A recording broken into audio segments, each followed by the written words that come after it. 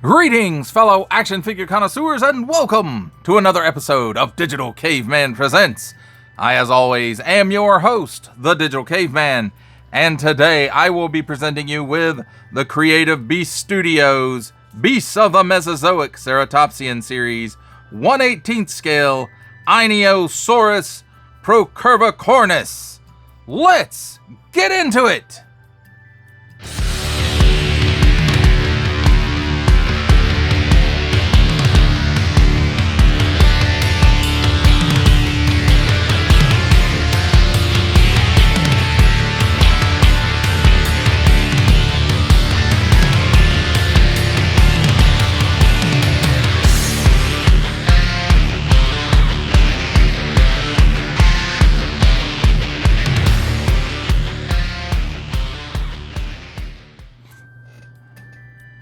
Let's begin with a look at the packaging. And here, we'll have to turn it around. It says Beasts of the Mesozoic Ceratopsian Series 1/18 scale dinosaur action figures. Adult collectible, ages 15 and up. Warning! Don't stick things in your pie hole if they don't belong there. And then 19 points of articulation. Realistic movement and detail profile card included. 12. Einiosaurus procurvicornis. And I know I butchered that. And then on the front here we have this 1/3 sleeve, I guess. And this says Beasts of the Mesozoic Ceratopsian Series 1/18 scale dinosaur action figure, and then lovely, awesome artwork. There is just great looking. Einiosaurus procurvicornis. Anyway, moving along. So, got the footprint here, the marbling down here, the stripe here, and then the window. Of course, the sleeve is, blocking it up. The window goes a little further than this, but with the sleeve on there, you get a partial view of the figure. And what I can see of it, it's very nice looking in there. And on this side, just the packaging details come around to this side along with the window and the stripe around it and the marbling. And then on this side, we've got Beasts of the Mesozoic Ceratopsian Series 1/18 scale dinosaur action figures. And there's a line drawing of a ceratopsian. Moving around to the back, Wave 2 checklist, and this the cross sale is partially covered by the sleeve, which is taped in place, so I'm not going to remove it at this time. Includes articulated action figure, collectible profile card, and color display backdrop. Beasts of the Mesozoic Ceratopsian Series, each sold separately, and you can get a view of some of these guys right there. Really cool. And then Einiosaurus procurvicornis, buffalo lizard, and I guess he's number 12. So yeah, he is number 12 right there. Collectible card inside, and that's what the card looks like, and we'll take a look at it when we look at the accessory portion. And then here's some information. If you want to read it now or wait till we get to the card, that's up to you, but if you want to read it now, you can pause it right here.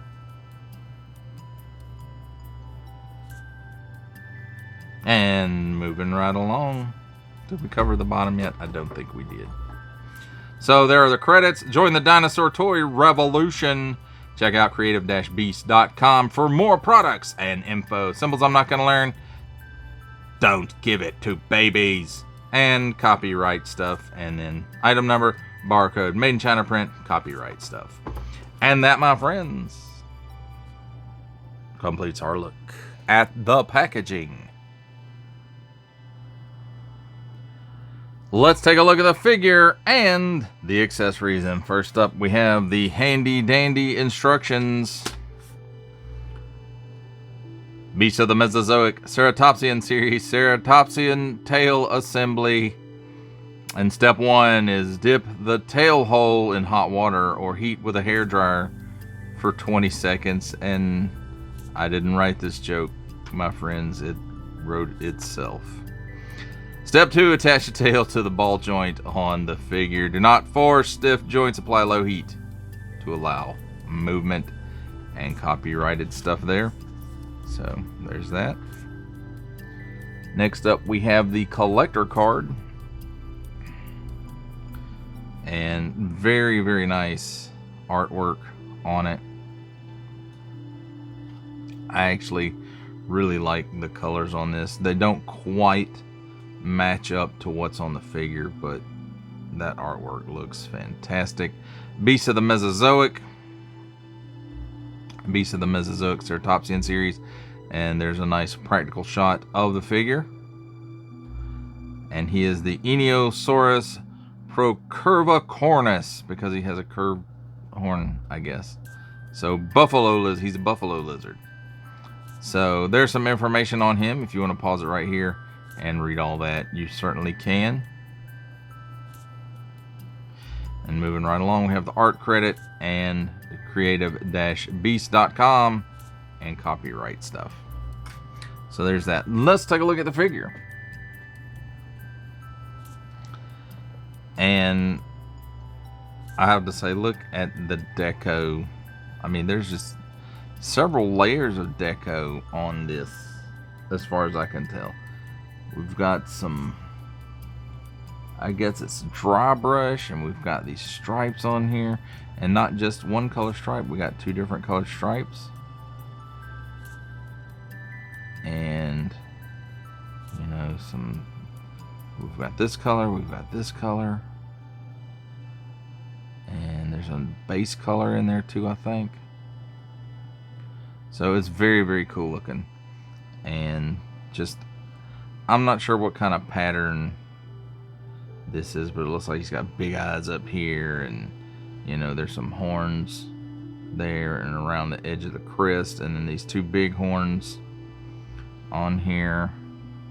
And look at the deco on there, dry brushing. It's great. And then, you know, stripes on the back, stripes down the legs, and we got a nice wash.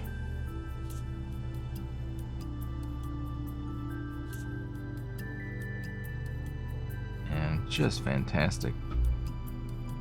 Now I will say there was some paint on the joints, and it does, if you articulate it, as paint is wont to do when it's placed on joints, it does come off. So there is that. But overall, just the deco, and you know, I'm going on and on about the deco, but the sculpt is equally good, because look at all those little scale details in there, even on the bottom, and details on the bottom of the feet.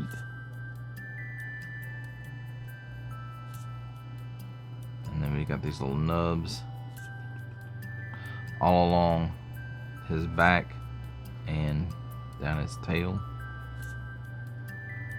And then look at the eyes and around the eyes.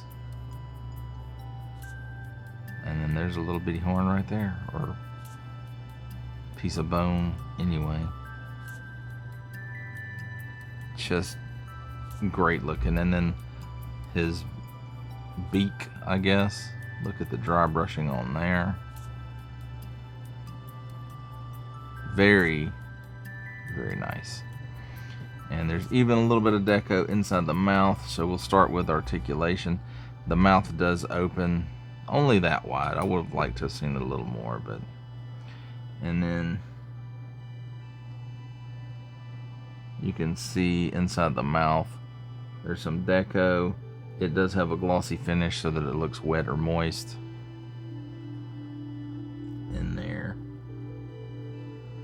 The tongue on this one looks like it's sculpted in. It does not look like it's a separate piece. So there's no articulation there, but that's fine, because the mouth really doesn't open wide enough to do much with the short tongue. So there is that.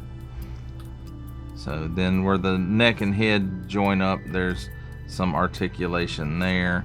You get some twist.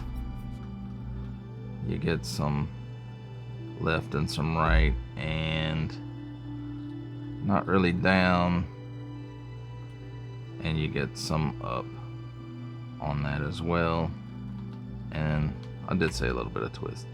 So then we've got another joint at the base of the neck,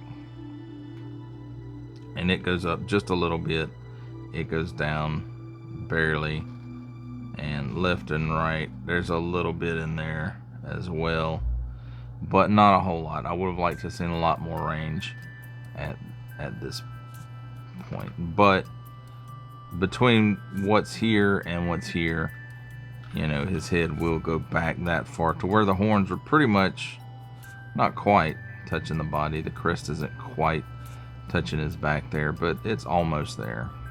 So there is that.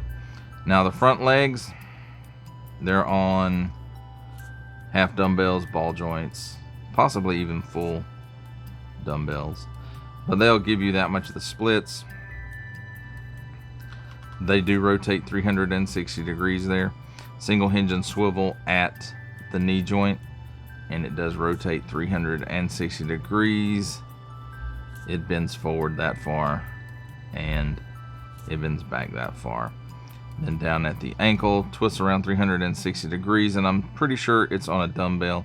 It tilts down that far, it tilts up that far, and then it's got a little bit of rocker, not a lot. So then we've got this torso cut here, and it'll go left and right a little bit, it'll go down a little bit, it'll go up some. So that's not a bad range there. And what just fell off? Oh, it was his tail. So we'll get back to that in just a minute. Let's see, and there you can see the tail hole and the dumbbell that's in there, and it just popped back on because I did heat it up earlier to put it on, so it's still maybe a little heaty, I don't know. So at the back set of legs, he doesn't really do the splits at all. There's a little bit of in and out movement, and that's it. It's on a half dumbbell or ball joint, whatever you want to call it, but it will go 360 degrees all the way around at his knee. Single hinge and swivel, swivels around 360 degrees, goes forward that far, goes back that far. At his reverse knee, single hinge and swivel, swivels around 360 degrees, goes back that far, and goes forward that far. Foot, again, it's on a full dumbbell, I do believe. It will rotate 360 degrees. It'll go down that far. It'll tilt up that far. And it's got a bit more rocker in it than the front feet do. So there is that. Now at the tail, as you can see, it was on a full dumbbell, and so it will shift up and down just a little bit in there.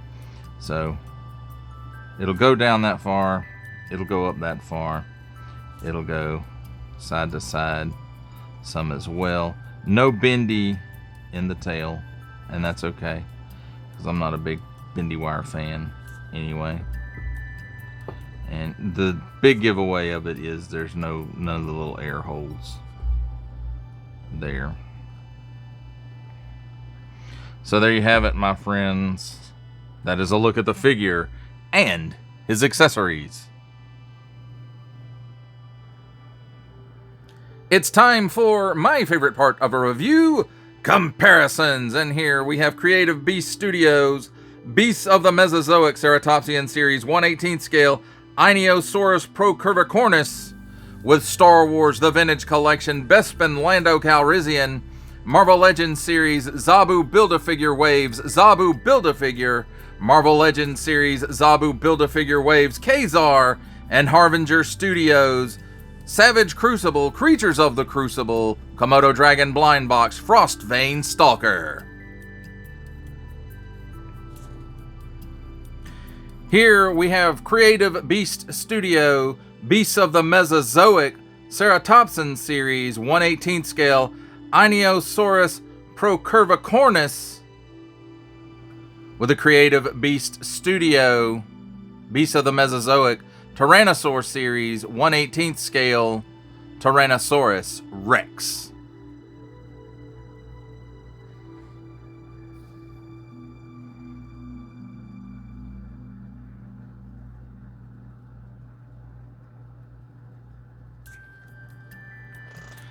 For our last set of comparisons, here we have Creative Beast Studios' Beasts of the Mesozoic Ceratopsian series 1/18 scale Einiosaurus procurvicornis, with from the Marvel Legends series making his cameo appearance Stan the Man Lee, from G.I. Joe Classified series the Hasbro Pulse exclusive Regal variant Cobra Commander, from Star Wars The Black series the Archive Edition 501st Legion Clone Trooper, and for a 7-inch scale comparison from the Masters of the Universe Masterverse line, the 40th Anniversary He-Man.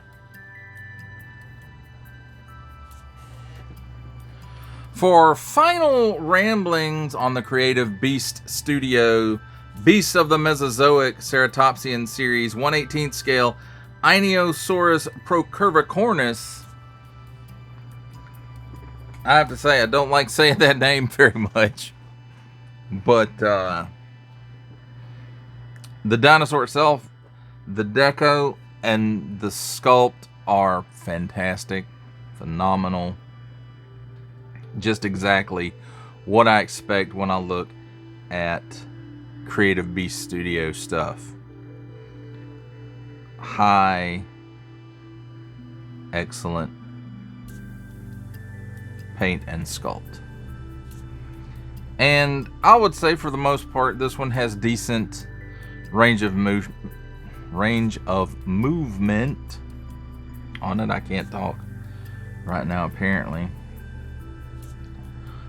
There are a few places I would have liked to have seen it, like in the where the neck and the torso join together. I would have liked to have seen a little more up and down movement there. Would have been cool. I think the torso has a lot of up and down movement, which you don't normally see with these dinosaurs. The hips, I'd like more range of movement in like the in and out range of the hips, but you know, again, it's a trade-off. We get better sculpt and a better overall look and less range of movement in that in and out for the hips. So, you know, that's a trade-off I'm willing to accept. There's a really good range in the tail movement, the back and forth, the up and down. So there's really no issues there. I would have liked for the mouth to open a little bit more, but you know, it may have looked weird if it didn't. And you know, just like the instructions say, I do warm these guys up and break them loose when they come out of the pack. Something I found that I have to do with this particular company is make sure all the joints are heated up, because I think a lot of times the joints are stuck because they are painted on and in the heat and stuff. And of course plastic, you know, it does weird things in heat, and it's hot in those containers for sure when it's getting shipped from China. But I have found, and it's not an issue. I don't want to say it's an issue. There are other lines that have to be done like that as well, but this is one of them. You have to, when you pull it out of the pack, pretty much the first thing you want to do is hit it with some heat to loosen everything up before you go fiddling, just to make sure, because you got to hit it with some heat to put the tail on anyway, so you just as well go ahead and heat the whole thing up some, just to loosen everything up. And you know, that's okay. And at least they tell you, they give you instructions. I think it even says on the box somewhere, I don't remember right offhand, but you know, at least they tell you, hey, warm this stuff up. Some of the larger companies do not do that. They just expect you to pull it out of the box and break it, I guess. I don't know. Not that I've had a lot of issue with that, but there are some times when some things get really, really stuck. But the paint, the sculpt, phenomenal, and the range of movement, it works for this guy. I mean, I always say I want more range, but what would I really do with all that range? Because, you know, this guy really, you know, they can only move certain ways, so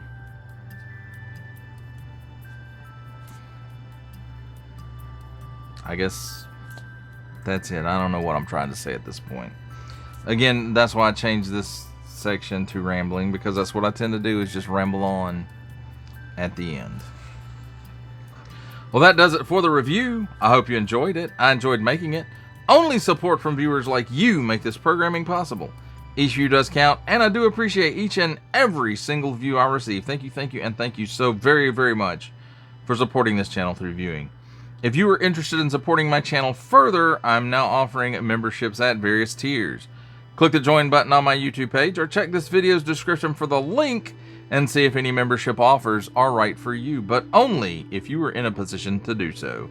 Comment below, like, share, subscribe if you would like to see more content or just help the channel grow, or both. That's even better. And don't forget to ding that bell so that in the future you will be notified as my new content becomes available. That's a wrap, folks. I'll see you next time.